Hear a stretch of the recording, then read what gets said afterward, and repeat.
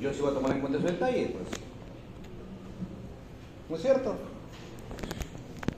Aunque unos ponen cara larga, han sido avisados. Nos quedan 3 clases de aquí para adelante. 3 clases. No, 3 clases más.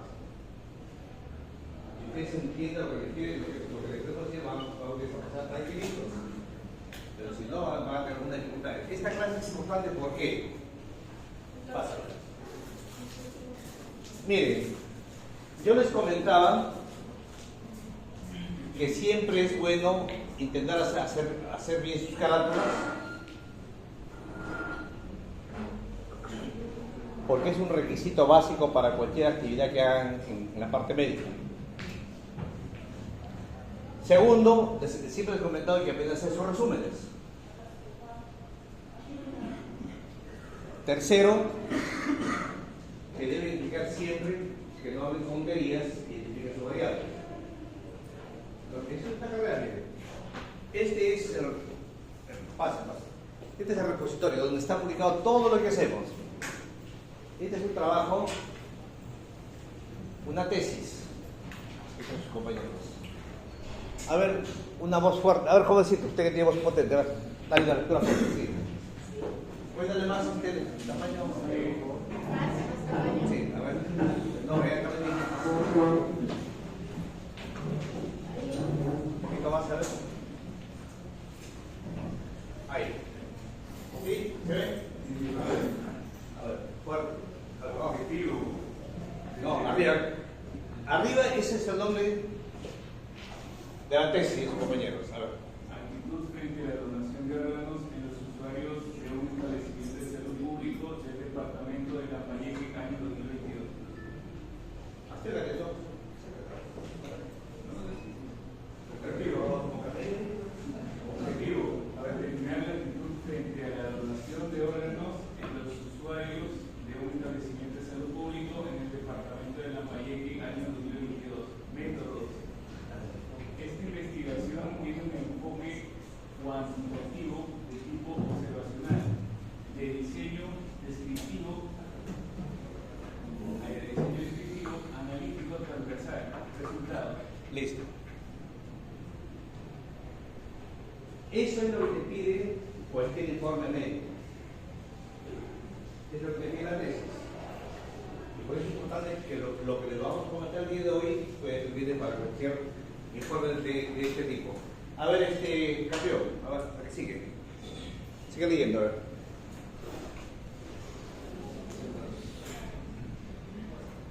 En el aspecto social, el nivel medio predomina con un 43,1%, siendo más frecuente en hombres, 34,7%, que en mujeres, que es el 11,3%. En cuanto a los factores culturales, la mayoría se sitúa en el nivel medio, que es 54,7%, con mayor prevalencia en hombres, 43,2%, que en mujeres, 11,6%.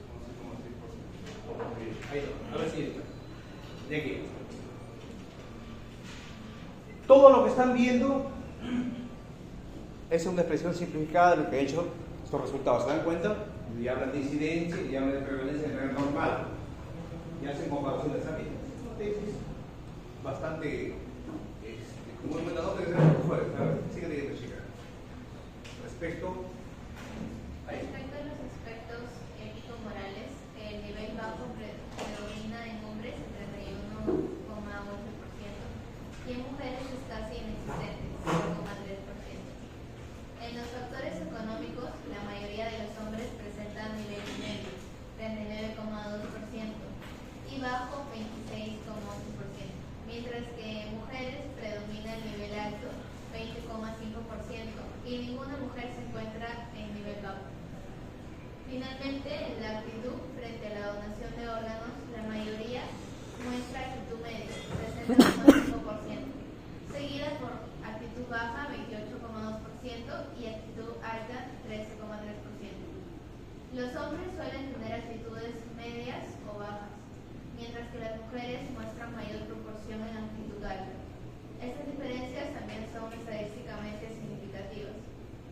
Conclusiones. conclusiones. El censo influye significativamente en los papeles sociales, culturales, ético-morales, económicos y en la actitud hacia la donación de órganos, siendo las mujeres generalmente más favorables o abiertas en esos aspectos, mientras que los hombres presentan menor predisposición en algunos niveles. Estas diferencias deben considerarse para diseñar estrategias de sensibilización y promoción de la donación de órganos, que sean sensibles en estas variaciones de género. Esa es una tesis. Tesis sencilla, rápida, operativa, con buenos datos, un poco con lo que vienen trabajando ustedes. Miren, esta es una tesis. ¿Cuál es el mérito de conocer lo básico de una estimados alumnos? El mérito es que estoy pensando en función del tiempo que ustedes necesitan. Si se quiere echar cuentas, si es científico de las Españas, puede ser científico de las Españas. Es un sistema operativo rápido, ahí. Como ustedes pueden ver, se da una evaluación rápida y puntual del tipo de investigación y con información válida. A ver, vamos a la carta, rápido. Miren, hoy día vamos a hablar de los diseños analíticos. Ayer hablábamos de términos interesantes. ¿Qué cosa es incidencia?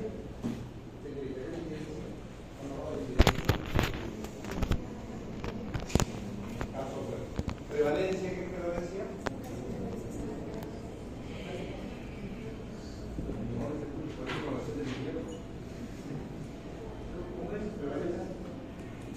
Nuevos. ¿Qué más hablamos ahí? Ahí habla de seguimiento longitudinal, perspectivo. ¿Qué es lo que vamos a ver? A ver, estos son los diseños analíticos. Miren, aquí la que sigue. Miren, una mirada así, este cuadro feo, horrible, lo sacado creo que de la Cayetana. Feo es, pero vamos a ver. En general, miren los estudios, en general, estimados alumnos, tiene algunos parámetros. Miren, esa palabra que está arriba, la parte primero que se llama inferencia, es un término clave para cualquier investigación. ¿Qué cosa es inferencia? ¿Qué cosa es inferencia? ¿Qué cosa es inferir? Una pregunta que hay que conocerla a todos, porque va a ser parte de nuestra carrera. ¿Qué cosa es inferir? ¿Qué es inferir? A ver, con un décimo de punto. ¿Podemos compartir las notas? Por eso, pues, alguien que levanta y digo, yo digo, aunque sea YouTube, busca qué cosa es inferir. ¿Qué cosa es inferir? ¿Sí? Deducir es inferir. Pudiera ser. Inferir es la capacidad, efectivamente. Yo puedo ampliar a partir de una conclusión. Si ese uno está callado y este está callado, sé que todos no saben nada. Yo digo, todos los que están callados no saben el concepto, ¿cierto? Yo hago deducir. De acá, de una cuestión particular a la otra. Yo generalizo. Todo el mundo del aula no sabe el concepto. Eso es inferir. Entonces, miren, si hay una inferencia, si hay una capacidad de deducir que es correcto, ahí no es inferir. Eso es lo analítico, o sea, si piensas. Ahora, si no hay deducción, no hay capacidad de inferir, el descriptivo, ¿se dan cuenta? Esa es la ruta. Entonces, un estudio descriptivo por su naturaleza, ¿se dan cuenta? El estudio descriptivo es algo que no tiene inferencia. El estudio descriptivo es algo señalamiento de detalles.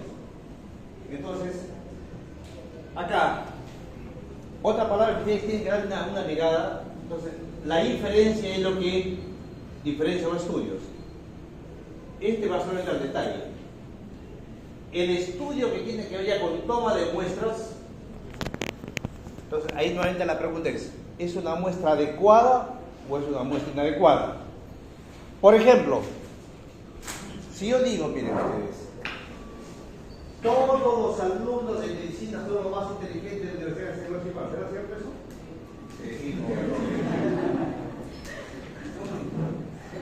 inteligentísimo muchacho. A ver, saca la prueba. Entonces, miren,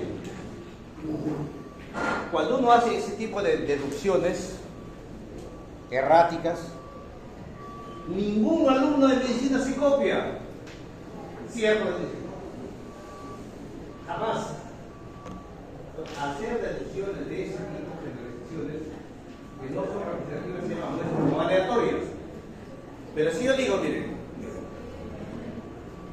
para hacer una buena diferencia, ¿no es cierto? Tengo que definir si es estudio descriptivo analítico y además yo necesito tomar una buena muestra. Entonces, cuando yo ya tomo muestra, estoy hablando si es una muestra adecuada, aleatoria o randomizada, es un estudio experimental. Si es una muestra como el que acabo de decir, todos los alumnos que presenten informes se van a sacar 20, ¿no es cierto? Entonces, ese tipo de deducciones son las que tenemos que diferenciar. Entonces, el día de hoy vamos a estudiar algunos estudios analíticos que tienen que ver con los seguimientos. La que sigue, por favor. Bien. Hoy día vamos a hablar de casos y controles. Miren. Entonces, hablamos de casos y controles cuando ya se estudia la causalidad. A ver, un estudio descriptivo solamente señala los detalles, las características, la forma de una estructura, de una comunidad, de un individuo. Pero cuando ya hablamos de estudios analíticos, ya hablamos de explicación. Por ejemplo, todos los que tenemos sobrepeso. A ver, yo mido 1,78 m, 1,69 m, y peso 85 kilos. ¿Cuánto es mi índice de masa corporal? A ver. ¿Qué vas a agregar? ¿Cuánto es mi índice de masa corporal?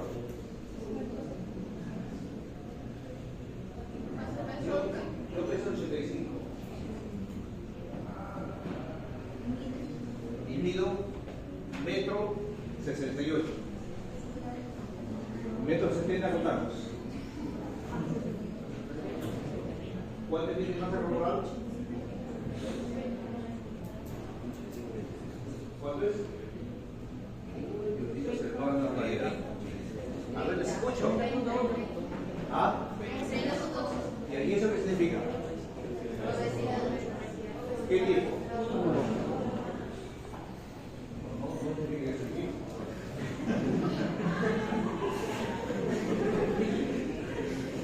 Ahora sí, cada uno de ustedes saque su índice de masa corporal, toditos, a ver su índice de masa corporal, a ver todos. A ver, de todos. Todos, a ver. Vamos a ver.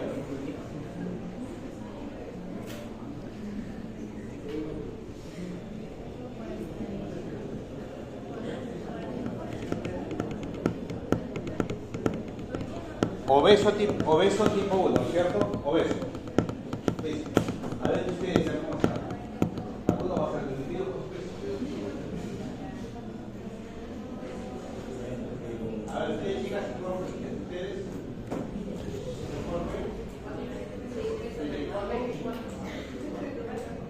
¿Cómo están?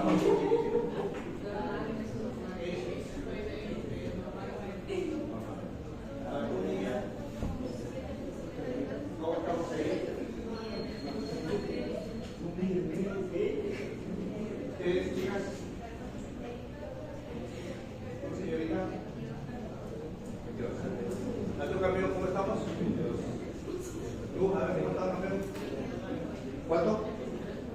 ¿Y cómo estamos en el índice? ¿Cuánto estamos? Un poco sobrepeso. ¿Tú, joven? 29. ¿Cómo estamos? ¿Tú, campeón? 25.4. Sí, ahorita tú. ¿Cómo estamos?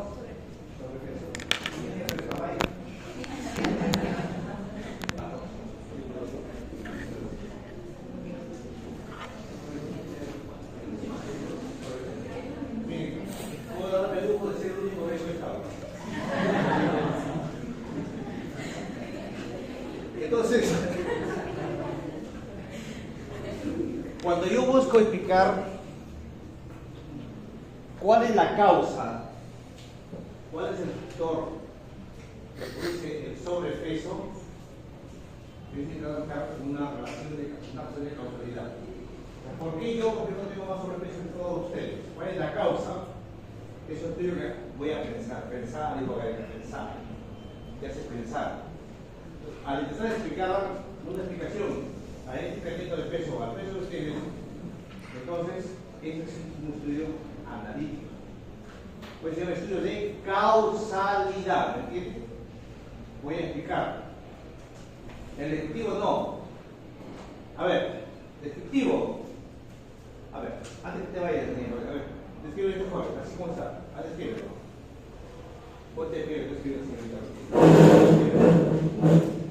Blanco, grueso, cansado, tiene Hombre de aproximadamente 21 años, de blanco, metro 62. promedio. Ojos negros, ropa universitaria, uniforme blanco, casaca celeste, cabello negro. Ha hecho una descripción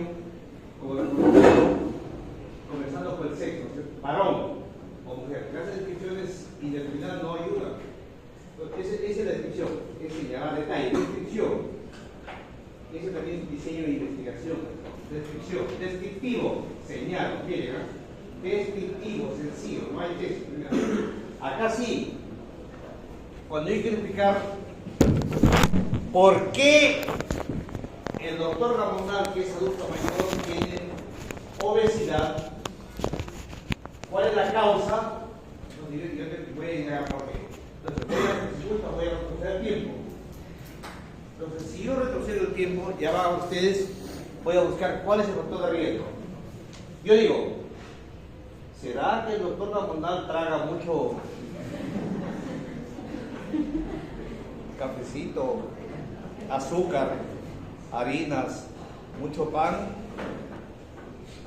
¿Será que el doctor Ramonal es diabético? Usted va a llevar una explicación racional, ¿no es cierto?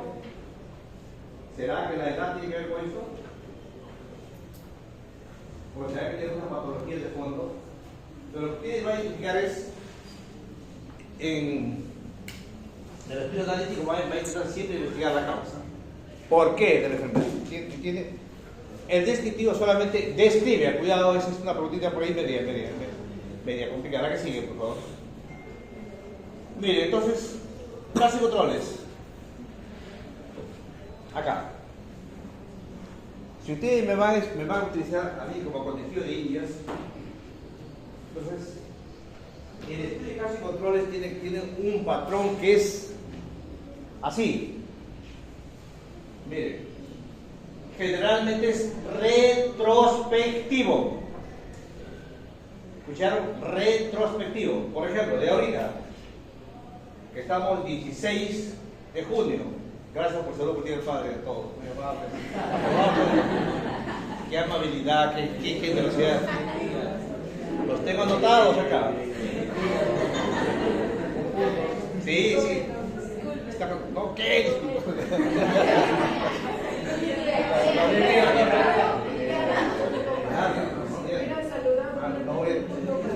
Todo es real.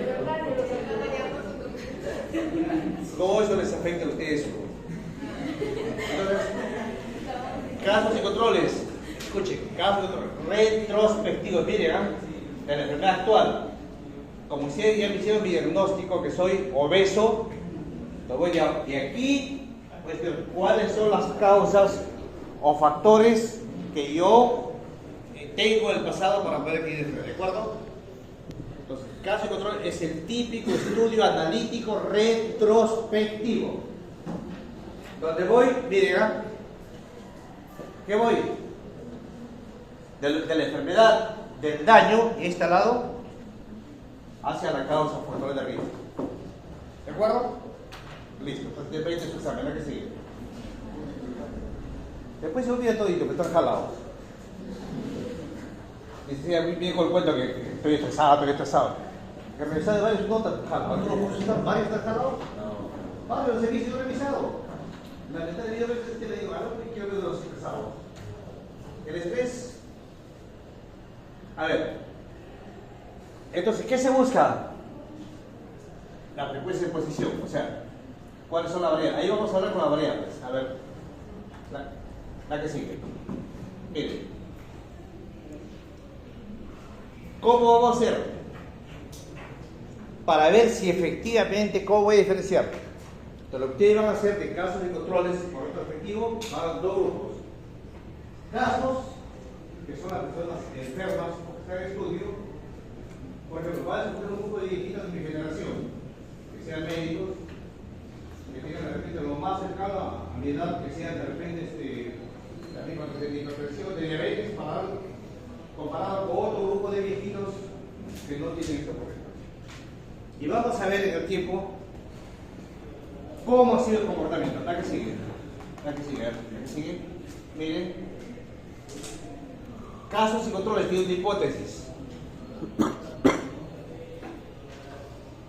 O sea, toda investigación analítica, casos y controles o retrospectivo en el tiempo tiene una hipótesis. Los estudios descriptivos no tienen hipótesis, ¿de acuerdo?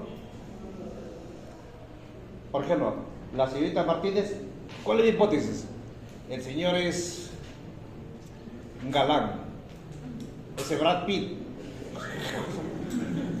él es bien dormilón. O sea, cuando tú conjeturas hipótesis, el descriptivo solamente describe lo que ves, no puede ser otra cosa. En el estudio de casos y controles sí tienes hipótesis. Mi hipótesis es que el doctor Ramonal y su grupo sabe sobre obesidad tipo 1 por la edad y 2 por sus malos estilos de vida. Yo puedo decir, o por su diabetes, es mi hipótesis. Entonces, miren, este tipo de diseño, como ustedes vieron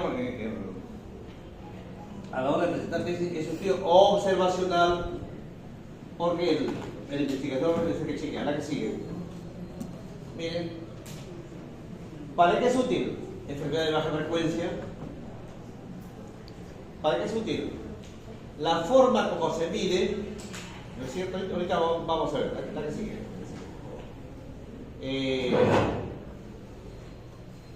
La que sigue. Acá. Miren. Alumnos, esto sí, nuevamente. Ese es el gráfico formal. Ese es el diseño tal como esté estructurado cuando vayan ustedes a España, vayan a Europa, vayan a donde gusten. Ese es el diseño. Ese es de la OMS, aquí no es ninguno de la OMS. O sea, en algunos preguntas, gráficos les hacen en el exterior, esto no lo ponen.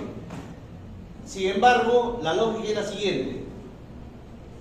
A lo que se refiere aquí es que se parte de una población estudio, aquí, o de un individuo, de aquí, para atrás, donde hay dos grupos enfermos o individuos de estudio y una población sana, con las que voy a comparar.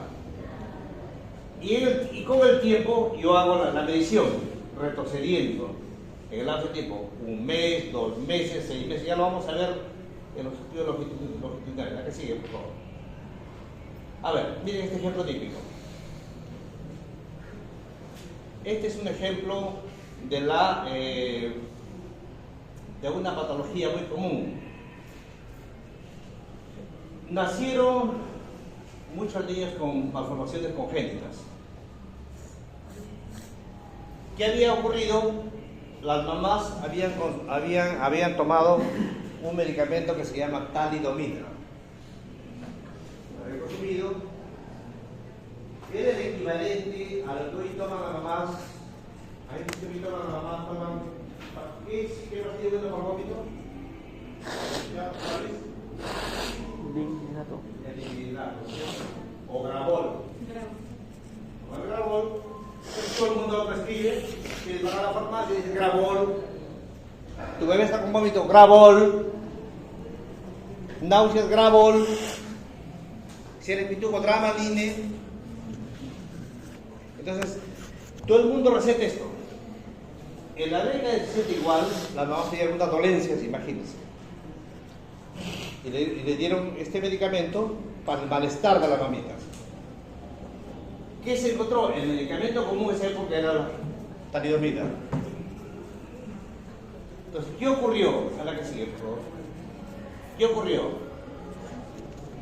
Ocurrió lo siguiente, miren, jóvenes. Se hizo un estudio, miren, retrospectivo. Se encontró lo siguiente.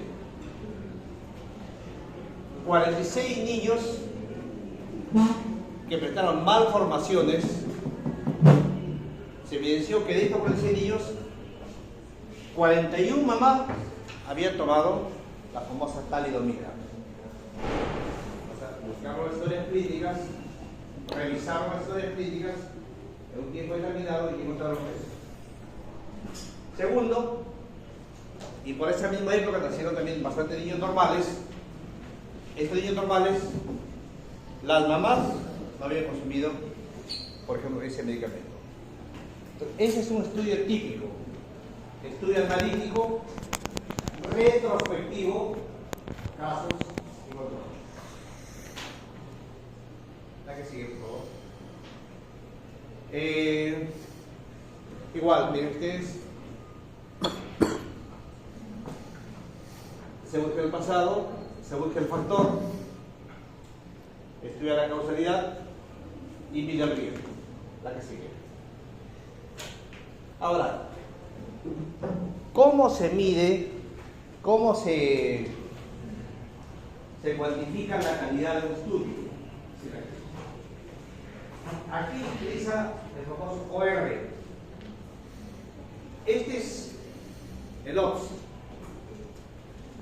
Esta forma de medir si realmente había o no una relación con un medicamento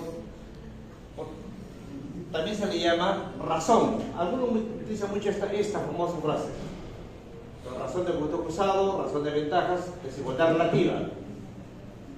Entonces, esa es la forma de concluir un estudio de casos y controles.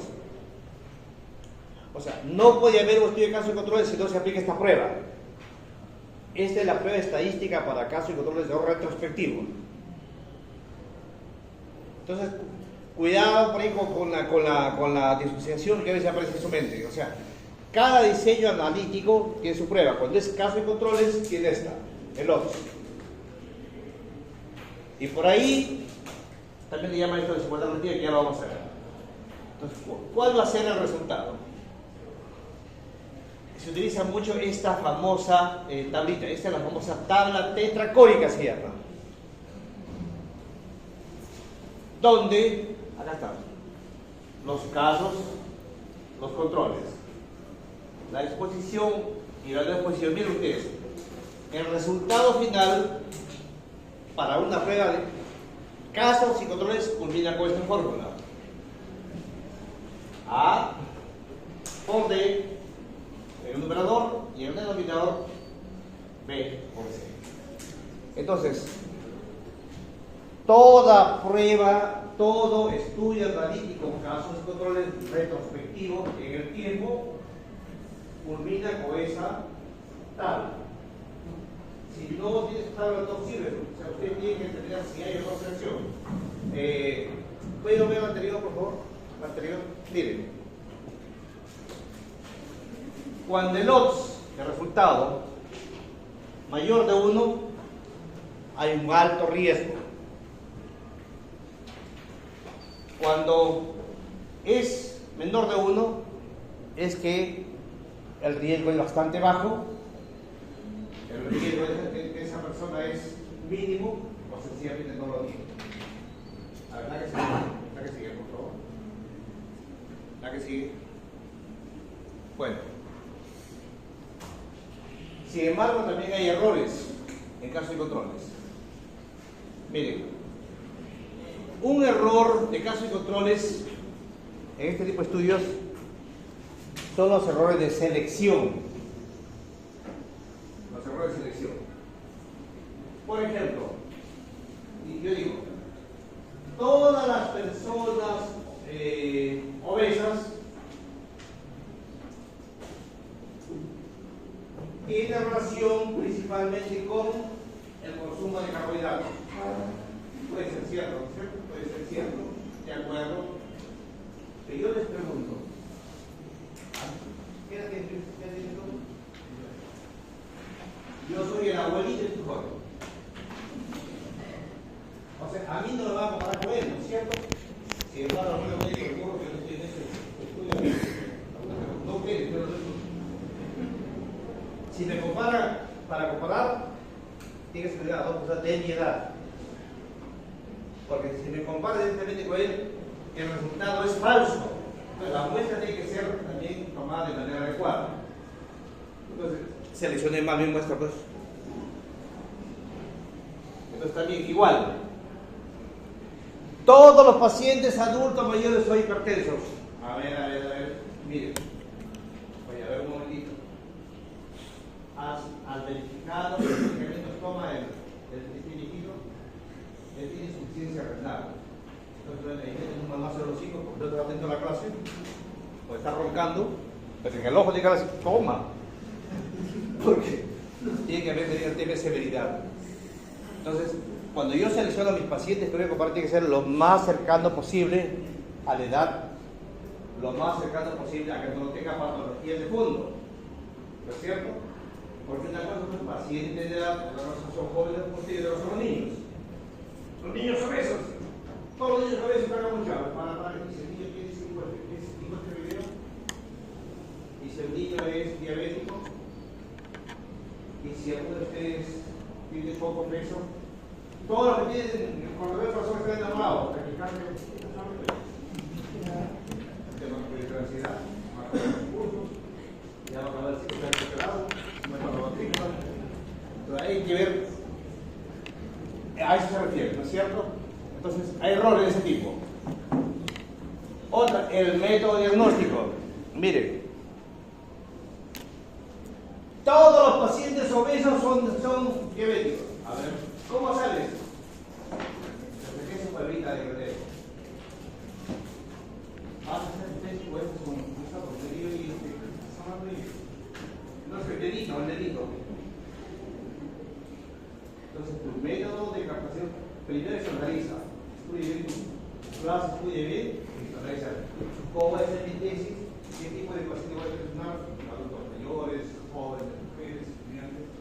Lo segundo, ¿qué voy a utilizar? Si es una prueba rápida, en la prueba rápida tienen sesgos muy altos, ¿no es cierto? Entonces, para hablar, si voy a decir que voy a estandarizar mis estudios con pruebas rápidas, es peligroso, ¿no es cierto?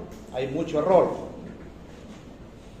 Y finalmente, a ver, mi método de estudio para determinar que hay cáncer de cervix es con el Papa Nicolau.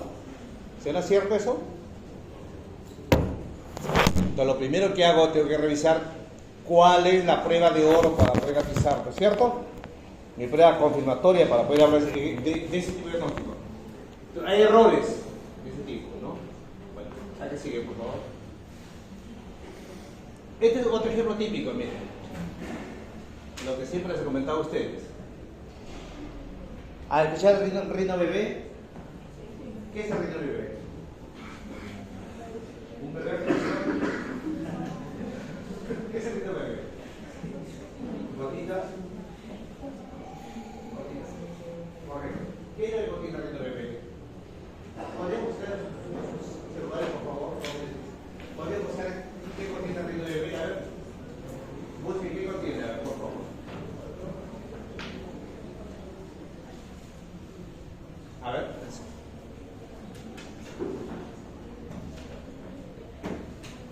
¿Buscaron?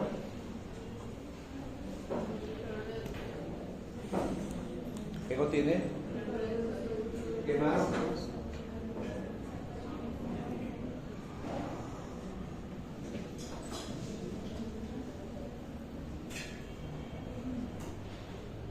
Avamis, ¿qué es el Avamis? ¿Saben ustedes, chicos?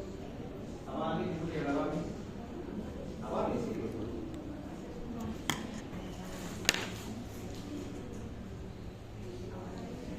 ¿Les escucho?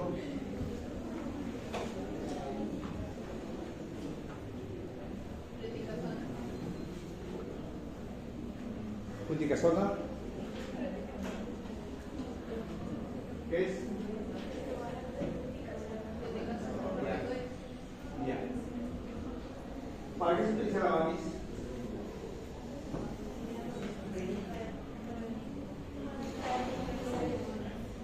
Para problemas respiratorios. ¿Para qué? Problemas nasales, ¿no es cierto? Y zona.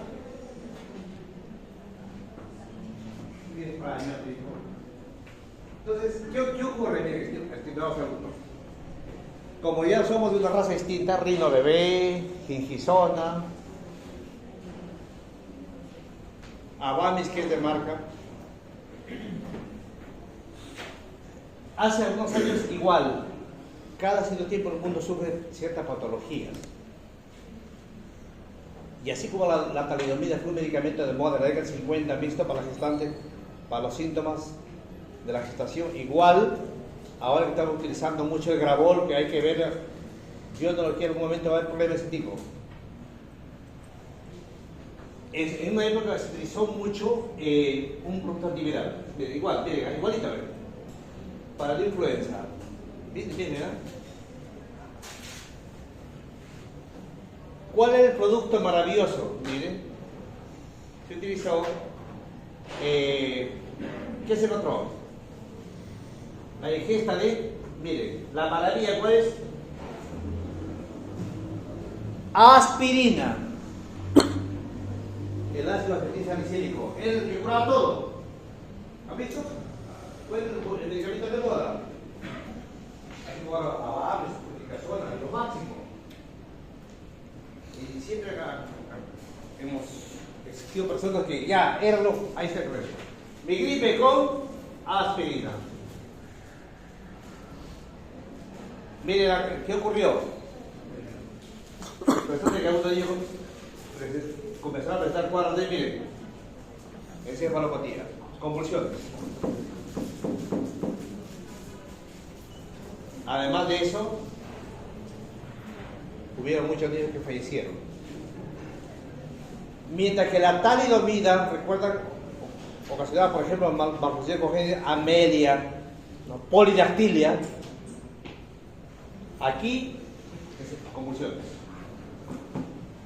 Pues se hizo un estudio de casos y controles nuevamente, ¿no? ¿Cuáles fueron los casos? Niños con síndrome de Reye, que tenían la encefalopatía profunda. ¿Cuál es el antecedente? Se revisó la situación. Fue un estudio retrospectivo para ver de todos los niños que habían presentado encefalopatía, buscaron el tiempo y encontraron que, miren, cuáles habían tenido enfermedades respiratorias y les había indicado un doctor que no era de la CIPAL, le había indicado su aspirina. Y los controles, aquellos niños atendidos por médicos que no utilizaron este producto. Conclusión. La que sigue, por favor. Ahí se encuentran bien ustedes. Al hacer el cruce entre los expuestos, los síndrome de Reyes, los controles, ¿qué se encontró? Que los niños que habían consumido aspirina tenían 42.7 veces más posibilidades de tener. Entonces ahí se termina la observación, la causalidad que él establecida ahí. La que sigue, por favor.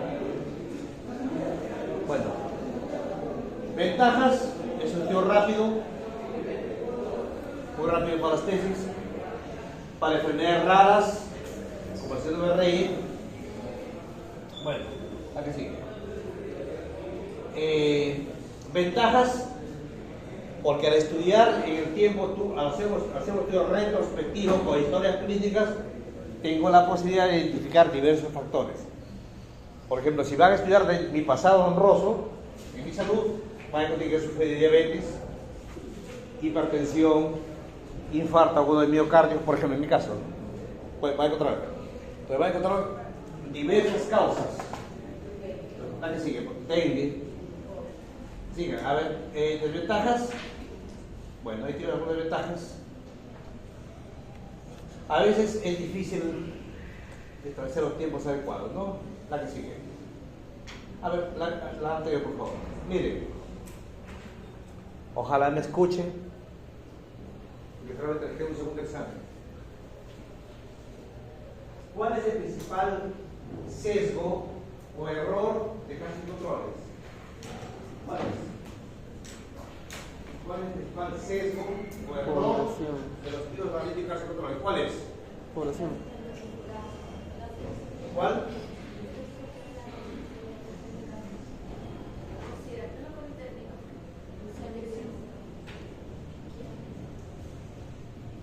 Es mi pregunta regalada, pero escuchen. Ojalá se equivoquen con las palabras. El principal sesgo o error es el sesgo de selección y de memoria, se llama.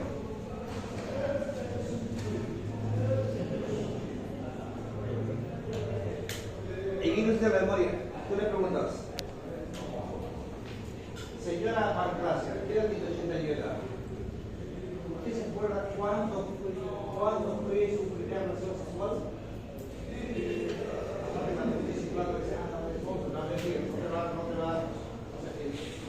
Doctor, vamos a ver cuándo comenzó a tomar la aspirina. Su primer medicamento que tomó, ¿cuál fue? Para la diabetes. No habíamos visto para mi tesis. Es complicado. El riesgo, la principal desventaja en el sesgo, son sesgo de selección, acá está el sesgo, los principales riesgos son sesgo de selección y de memoria, ¿de acuerdo? Acá sigue. De corte. Acá sigue. Bien. Los estudios de corte, bueno, mientras que el estudio, casos y controles es retrospectivo, es del daño ya instalado hacia el factor. El estudio de corte va de la persona sana hacia adelante. O sea, va desde que está sano hasta que tiene la enfermedad. Este estudio se llama estudio de seguimiento. Así se llama. Estudio de seguimiento o estudio de incidencia. Se busca casos nuevos. Personas de una corte sanas. Son estudios longitudinales de seguimiento para adelante. Generalmente son estudios de tipo prospectivo. Generalmente. Y finalmente también nos dan la explicación de la enfermedad. ¿Qué sigue? Se estudia el tiempo, a ver. Se siguen los individuos en el tiempo. ¿A qué sigue? Miren. Vamos a ver. Ya, sí. Sí. Yo quiero, por ejemplo, aquí escuchaba en español todo. Hoy día estamos 16 de junio de 2025. Hoy día. Yo digo, aquí, del 16 de junio de 2025, yo voy a investigar hasta el 20 de julio del 2025, ¿cuántos alumnos van a llegar infectados, van a tener una infección respiratoria? Entonces, el seguimiento, ustedes que están sanos todavía, yo voy a hacer un seguimiento. Semana tras semana los voy a medir. Entonces, nuevamente, dos grupos. Aquí se llaman las cohortes, igual, son los casos. Y los controles para que se llaman cohortes o de seguimiento. ¿La verdad que sigue? Miren. Bueno. Acá. Los estudios de este tipo tienen un patrón. Miren. Ustedes han escuchado la famosa bomba de Hiroshima, o han escuchado ustedes de alguna persona que tenga una enfermedad como el cáncer. Cuando alguna persona tiene cáncer a cierta edad, por ejemplo, yo puedo decir aquí, a este tiempo yo puedo decir en dos momentos, antes de que tenga cáncer, y disculpa, es una comparación general. Antes de que tenga cáncer, he tenido un patrón de estudiantes. Estudiantes de medicina, estudiantes de deporte, actividades normales. Después que tiene el cáncer de esta persona, yo puedo decir que otras enfermedades desarrolladas que se dividen. Paciente que tiene VIH, yo puedo decir a esta persona, a esta persona, antes de que tuviera VIH, como esta persona de aquí para adelante, esta persona puede tener cuatro días de comportamiento. La persona que tiene tuberculosis, este individuo, yo puedo estudiarlo antes de la condición y después de la condición. Entonces, ese tipo de estudios que se llama, son estudios de cohorte única, son las que en el mismo individuo o en la misma población se estudia antes de que tuviera el incidente y después del incidente. En Japón, bomba atómica. Antes de la bomba atómica en Japón, por ejemplo, no había mucho cáncer. Después de la bomba atómica, ya se trataba mucho cáncer de leucemia sobre todo. Ese estudio a los individuos les sigue antes de exposición o después es lo que se llama estudios antes y después. La que sigue. Bueno, este ya para varios tipos de individuos. La que sigue. Miren, ¿para qué se utiliza? Hipótesis nuevamente. Entonces, todo estudio analítico es para hipótesis, ¿de acuerdo? Caso de cohortes, mide la incidencia. De cohortes sirve también para estudiar el comportamiento de una enfermedad. La que sigue. Igual, ¿no? La que sigue. Miren, acá. Ese gráfico de la OMS, dijo que lo estará mirando. Ese es el caso. Cuando en el estudio retrospectivo, recuerden, iba de aquí, de la enfermedad establecida, hacia atrás ese factor. En este tipo de estudio, de diseño, voy desde una población sana, hacia adelante, a ver cómo se comporta la enfermedad. En Mórrope, por ejemplo, en Mórrope tenemos 2.500 niños de 950.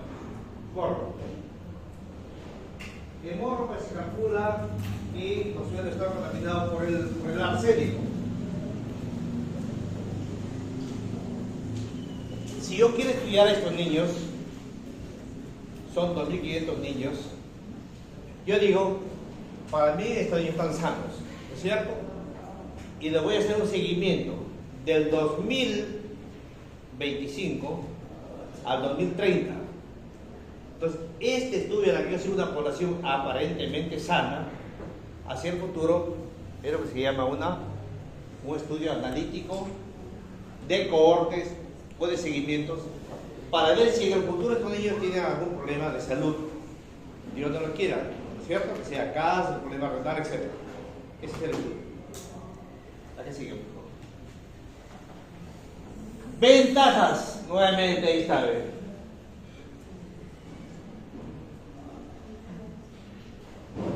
Busca incidencia en dos casos. Si en estos niños de Mórrope voy a ver cuál es el riesgo, lo voy a ver a futuro.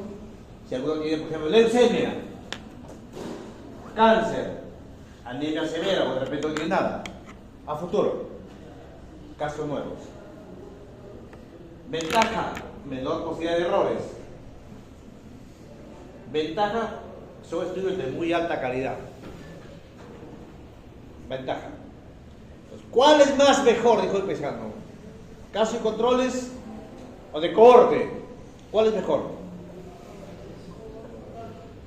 No les escucho por Dios nada. Pero dígalo fuerte. Le voy a cortar el pescuezo. Entonces, yo todo, este es estudio de alta calidad. ¿De acuerdo? Este es mejor. Descriptivo es el estudio más simple. No es malo, es un estudio simple, pero yo estoy para mi tesis. Luego le sigue casos y controles. Luego el de más alta calidad es este tipo, comparado con los anteriores. Desventaja. Este es un estudio pituco. Este cuesta. Costo elevado. Por ejemplo, sigan los 100 niños a ver de aquí a 10 años. O de aquí a 10 años a ustedes a ver. ¿Cuál es el futuro estudiante de medicina de la CIPAD del séptimo ciclo de salud pública? De acá a 20 años. He venido a verle, chicos, cómo está manda por allá. O sea, no es fácil seguir. Costo. Muestras elevadas. El paso del tiempo puede ser cambios en la persona de diagnóstico, ¿no? Posibilidad de pérdidas y problemas de ética. Es delicado, ¿no? No es fácil seguir a un paciente con el paso del tiempo. Por ejemplo, ahora son solteros los jóvenes. Los solteros de 10 años se casan con un tóxico. ¿Qué es lo que quiere? Estudiar la CIPAD, que hacer el seguimiento. Anda. O sea, hay riesgos, no se puede. O sea, tiene sus ventajas y desventajas. La que sigue. ¿Cómo se mide estudio de corte? ¿Cómo se mide casos y controles? Dijimos con el LOX, ¿no es cierto? El LOX. ¿Cómo se mide un estudio de corte? Con el RR o riesgo relativo.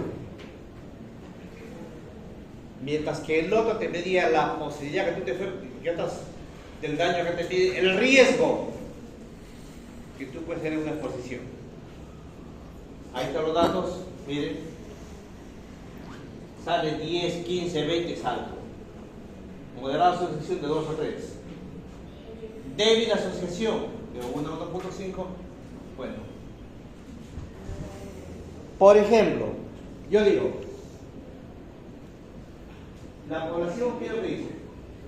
La población dice, todos los pacientes que tienen problemas de próstata tienen una fuente, dice, la población cree que está asociado o no a las infecciones de vías urinarias.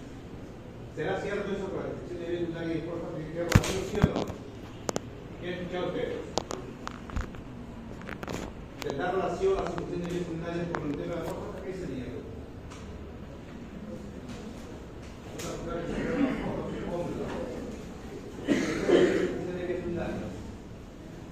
A futuro, ¿tendrá relación con la próstata, sí o no? Tu opinión es importante, no hay que olvidar. A ver, quiero escuchar tu opinión. ¿Qué dice José?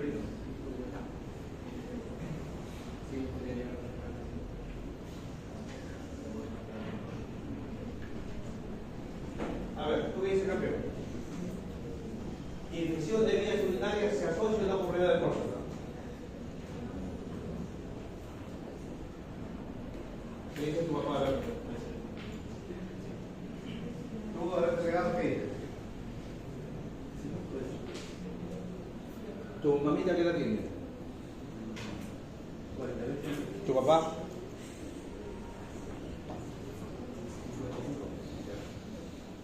Tu mamá te pregunta, ya, tu mamá es una mujer educada, la cultura del Estado que dice, a ver, yo he leído a ver estudiantes de medicina que los hombres de 40 años no tienen problemas de próstata. Te pregunto, ¿tu papá mucho se fue de la próstata? ¿Significa que sí o no? ¿Tiene relación con la próstata? Eso pregunta, cuidado, eso no es pregunta, ¿no? ¿Sí o no? A ver. ¿Qué dices tú de Reyes? Después de muchacho ya de raíces profundas. ¿Podrá tener relación la infección de vías urinarias con el tema de la próstata? ¿Una hiperplasia prostática, por ejemplo? ¿No es cierto? Entonces, jóvenes, miren, al hacer ese tipo de pregunta, queremos hacer una explicación, ¿no es cierto? Para realizar estudios de dos formas. Podemos hacer, cuando intento referir un estudio analítico, porque voy a responder una pregunta, ¿no? Hay una sola versión. Lo puede hacer de dos maneras. Puede ser un estudio retrospectivo, cuando la persona que ya tiene próstata, que han sido operados, digo, escojo los pacientes que ya tienen la enfermedad, ¿no es cierto? Y digo, voy a hacer el estudio retrospectivo casos y controles y busco la historia clínica, ¿de acuerdo? Parto de los que ya están enfermos. Como por ejemplo, hay otro estudio que hice. Hago este. Ah, no, me fue este estudio. ¿Cómo lo voy a hacer? A ver, ven para acá. Tú, vamos, ven para acá. Y tú, a ver, joven, ven acá, tú también.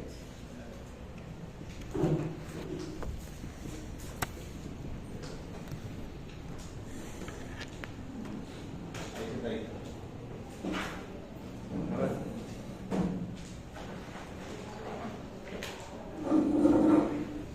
Entonces, si voy a hacer, ahí, en medio, ahí. Si voy a hacer, entonces tengo dos formas de hacerlo. Entonces, para responder la pregunta, como digo, parto de las personas que están enfermas, con próstata, ¿no es cierto? Con hiperplasia, con cáncer, digo, y voy a ver si realmente estuvieron, voy a comparar las historias, y voy a ir al tiempo, o sea, unos 100, 200 historias, y lo analizo y hago mi tesis. Y luego, ¿cómo se llama la prueba estadística para determinar si hay una observación en casos de controles? Observativo.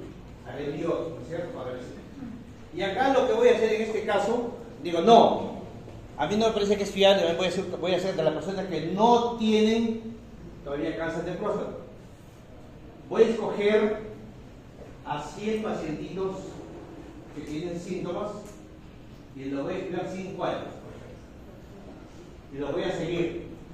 Entonces, este estudio, aparentemente, de estas personas que no tienen cáncer de próstata, recuerden ustedes que en el caso de control voy de la persona enferma, con daño, con enfermedad, hacia atrás. Acá no, todavía no se tienen cáncer de próstata. Y aquí voy para adelante. Y lo voy a estudiar de aquí a 5 años. Y este estudio se llama de cohorte civil y lo voy a analizar. Por ejemplo, una ecografía prostática, digo, puede ser, o puede ser un examen, un antígeno prostático, pudiera ser, y lo voy a estudiar. Entonces, ese es el estudio de seguimiento. O sea, las personas sanas hicieron. Entonces, y para medir el riesgo, yo puedo concluir, por ejemplo, que pasados 5 años, las personas que tuvieron infecciones repetitivas, sí desarrollaron, sí se asoció con hiperplasia de próstata, por ejemplo. Encontré 3 o 4. Pero resulta que la realidad no es esa. Se ha encontrado que a pesar de lo que la gente cree, lo que la gente dice, se ha encontrado que no existe una asociación entre las infecciones de vías urinarias y la hiperplasia de próstata. ¿Se dan cuenta? Y eso es un hecho de notar. Y que tienen más fuerte reducción las personas que son obesas, tienen mayor riesgo, hasta 7 o 8 veces más probabilidad de desarrollar hiperplasia de próstata por los malos hábitos alimentarios. ¿Se dan cuenta? O sea que un gordo panzón tiene mayor riesgo de desarrollar más que así. ¿Se dan cuenta? Entonces, este es el estudio de seguimiento. Entonces, te pide la fuerza de observación. ¿De acuerdo? Entonces, las personas obesas tienen hasta 10 veces más posibilidad de desarrollar hiperplasia de próstata. Entonces, a ver, la que sigue, por favor. Acá, la tabla es igualita. La tabla para medir el riesgo es esta, una tabla de la cual que normalmente enfermo, sano, igualito, ¿no? La que sigue, se mide el riesgo. Y un ejemplo típico, Taiwán. 22.707 hombres chinos. ¿Qué se investigar? Si la hepatitis B, esta, se asociaba con el cáncer de hepatocelular. Eso es lo que hemos tratado. Hay otra asociación. Lo común, lo diría, sí es cierto, ¿no es cierto? Mira, ahí. Eso es lo que quería decir. Pero la pregunta es, ¿todos los que tienen hepatitis B van a ser cáncer? Pudiera ser. Porque el cáncer, el hepatitis B es complicado, ¿no es cierto? ¿Qué se hizo? Ahí tienen ustedes, miren, aplicación, en este caso, la vacuna, y el seguimiento. ¿Qué tiempo lo siguieron bien? 3 años y medio. La que sigue, por favor. Ahí, bueno, ahí se encontró que sí existía una fuerte asociación, ¿no es cierto? Ahí. Acá. Igual, miren, fumadores. ¿Existe asociación entre fumador y cáncer de pulmón? Aparentemente sí. No, pero yo fumo más, pero fumo ahí. Allá. Mira, Pituco de Barrio. Lo que hay que ver es que todavía no se ha cuantificado eso, pero había que chequear bien. Médicos ingleses. Miren. ¿Qué se hizo? 50 años mientras del seguimiento. Es complicado, ¿no es cierto? ¿Qué se encontró? Una fuerte asociación. Creo que había algo de 40 veces más las personas que fuman cigarros versus aquellos médicos que no fuman, como el seguimiento. Pero igual, yo puedo estudiar cualquier de cáncer de pulmón, pues también puede ser prospectivo de las personas sanas que fuman, porque los estudiantes que asisten a la feria, yo no fumo, y bien sana, son bien sanas las chicas, no fuman. Ya. Las salidas colonias que existen, por los farmacéuticos que están ahí, ¿tienen riesgo de contaminarse? Bueno, no sabemos, pero hay que medirlo, ¿no es cierto? Habría que ver la cantidad de jugador pasivo o activo, de riesgo. Entonces habría que ver si eso que genera algún problema posterior, habría que verlo. Acá se hizo lo mismo y se notó que efectivamente el humo, cáncer, cuarta dosis. ¿La que sigue? ¿Listos? A ver, ¿para qué haga esto? A ver, ¿listos? A ver. ¿Y cuántos grupos? ¿No?